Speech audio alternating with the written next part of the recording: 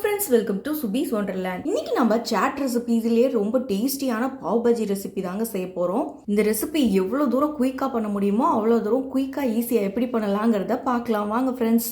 First இந்த recipe செய்யறதுக்கு ஒரு குக்கர்ல ஒரு கேரட்டை சின்ன சின்னதா கட் பண்ணி சேர்த்திருக்கேன். ஒரு 4 to 5 பீன்ஸை சின்ன சின்னதா கட் பண்ணி சேர்த்திருக்கேன். இப்போ 1 கப் அளவுக்கு பச்சை பட்டாணி சேர்த்துக்கலாம். இதுலயே 2 உருளைக்கிழங்கு கட் பண்ணி சேர்த்துக்கிறேன். இப்போ 2 மீடியம் சைஸ் தக்காளியை கட் பண்ணி சேர்த்துக்கிறேன். இப்போ இந்த காய்கறிக்கு தேவையான அளவு உப்பு சேர்த்துக்கிறேன்.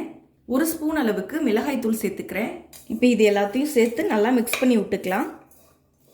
இப்போ 1 கப் அளவுக்கு தண்ணி ஆட் பண்ணிக்கிறேன். இப்போ குக்கரை க்ளோஸ் பண்ணி ஒரு 4 விசில் வரைக்கும் இதை நல்லா குக் பண்ணி எடுத்துட்டு வந்துக்கலாம். இப்போ 4 விசில் வரைக்கும் நல்லா குக் பண்ணி எடுத்துட்டு வந்தாச்சு. இப்போ இந்த காய்கறிகள் எல்லாத்தையும் நல்லா மேஷ் பண்ணி எடுத்துக்குவோம். எந்த அளவுக்கு உங்களால் நல்லா மேஷ் பண்ண முடியுமோ அந்த அளவுக்கு நல்லா மேஷ் பண்ணி எடுத்துக்கோங்க. பாருங்கள், நல்லா மசிச்சு எடுத்துகிட்டு வந்தாச்சு. இப்போ இதை தனியாக எடுத்து வச்சுக்குவோம். இப்போ ஒரு பேனை ஹீட் பண்ணி 2 டேபிள் ஸ்பூன் அளவுக்கு பட்டர் ஆட் பண்ணிக்கிறேன். இந்த பட்டர் நல்லா மெல்ட் ஆகி வரட்டும். இப்போ பட்டர் நல்லா உருகி வந்ததுக்கப்புறமா 1/4 ஸ்பூன் அளவுக்கு சீரகம் சேர்த்துக்கிறேன். இப்போ சீரகம்லாம் நல்லா பொரிஞ்சதுக்கப்புறமா ஒரு பெரிய வெங்காயத்தை சின்ன சின்னதாக கட் பண்ணி சேர்த்துக்கிறேன். இப்போ இதை நல்லா வதக்கி விட்டுக்குவோம். வெங்காயம் வதங்கும் போதே சின்ன சின்னதாக கட் பண்ண பச்சை மிளகாய் 1 சேர்த்துக்கிறேன். இதையும் சேர்த்து நல்லா வதக்கிக்கலாம்.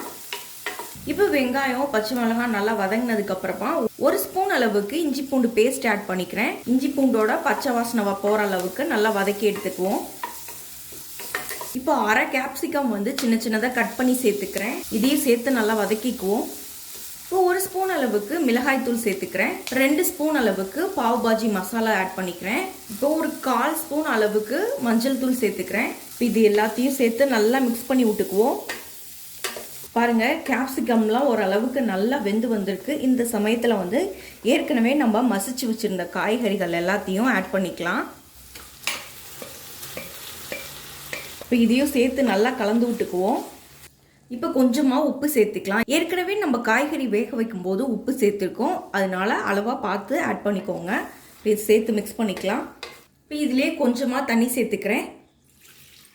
இப்போ இதை நல்லா கலந்து விட்டுக்குவோம். ஒரு 5 நிமிஷம் இது நல்லா குக் ஆகி வரட்டும். 5 மினிட்ஸ் நல்லா கொதிக்க விட்டு எடுத்தாச்சு. பாருங்கள், எண்ணெயெல்லாம் பிரிஞ்சு சூப்பராக ரெடி ஆயிடுச்சு. நல்லா மிக்ஸ் பண்ணி விட்டுக்கலாம். இப்போ 1 ஸ்பூன் அளவுக்கு கஸ்தூரி மீத்தி ஆட் பண்ணிக்கிறேன். அதே போல் 1/2 ஸ்பூன் அளவுக்கு பட்டர் இதில் ஆட் பண்ணிக்கிறேன். இப்போது பட்டர் ஆட் பண்ணதுக்கு அப்புறமா 1/2 லெமனை லைட்டாக பிழிஞ்சு விட்டுக்கலாம். நல்லா மிக்ஸ் பண்ணி விட்டுப்போம். அவ்வளோதான், நமக்கு சூப்பரான பாவ் பஜ்ஜி மசாலா ரெடி ஆயிடுச்சு.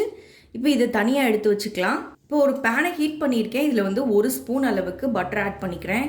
இந்த பட்டர் நல்லா மெல்ட் ஆகி வரட்டும். அதே போல் எல்லா பக்கமும் பரவுற மாதிரி நல்லா ஸ்ப்ரெட் பண்ணி விட்டுக்கோங்க. இப்போ ஒரு பாவ் பன் எடுத்திருக்கேன். இதை 2ஆக ஸ்ப்ளிட் பண்ணி எடுத்திருக்கேன்.